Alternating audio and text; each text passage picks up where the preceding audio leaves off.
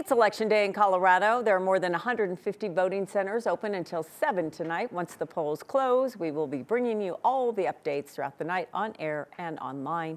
Joining us now, 9 News anchor Kyle Clark, to talk about everything that you've been talking about for weeks, for months. The biggest measure in Denver is that vibrant Denver bond. So what does this mean? I mean, really, it says a lot about Mayor Johnston, right? Yeah, I think so. I think it's a fair way to look at it, right? And I would argue that the Vibrant Denver Bond is the biggest thing statewide tonight, because there's only the one statewide proposition up. It's on school lunch funding. Lunches, yeah. It's not particularly contentious. This Vibrant Denver Bond thing, I think, is the thing to watch. And the mayor will tell you, as he told me yesterday, that this is not a referendum on his administration. But the fact is, this is the most high-profile chance halfway through his four-year term for Denver voters to weigh in on how they think he's doing through the form of these city projects.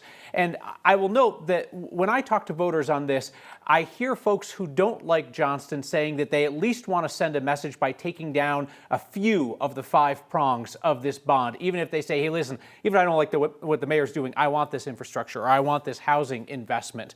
But the mayor and his team have been very savvy about this, right?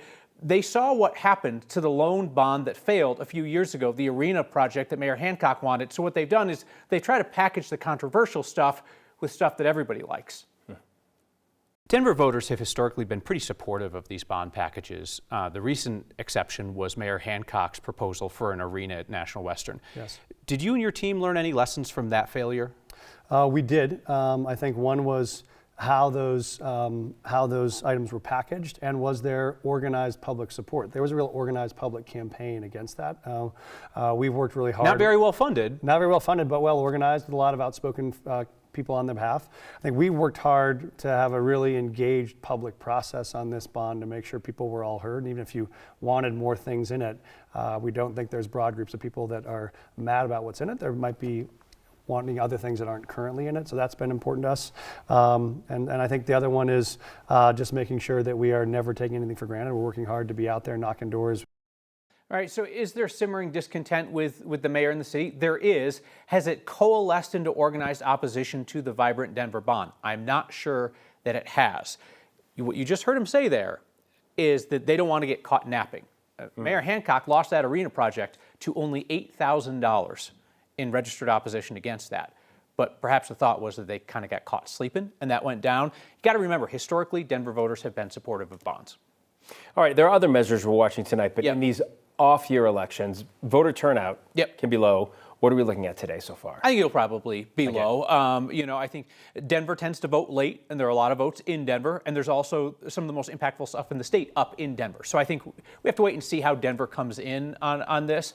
I wouldn't be surprised, though, if it does outpace other similar off-year elections where you don't have congressional stuff up, you don't have a presidential race. So those are the lowest turnout elections. I wouldn't be surprised if it's a bit above that, just because this is such a fraught moment in American politics. And Colorado being a blue state, Denver being a blue city, I think there's a lot of people, you know, who've been marching in the street for no kings and things like that. And it would feel strange if people mobilize nationally but then sit out the local election. Don't now, even participate. more than 50% of them will, right? More than 50% of them will. But in terms of that activist base, I think a lot of those folks make a point to vote, even if they wouldn't otherwise. It's a good point. A lot of people see this as a referendum. You're talking about Vibrant with the mayor. A lot of people see this whole thing as a referendum on the president. Yeah, because he is the voice in American politics right now. So, I mean, you're not going to stick it to Donald Trump by voting for a bond in Denver, but I would see lefty types saying that I am going to stick it to him by voting. By voting. So, we'll have to wait and see. Showing you I'm here.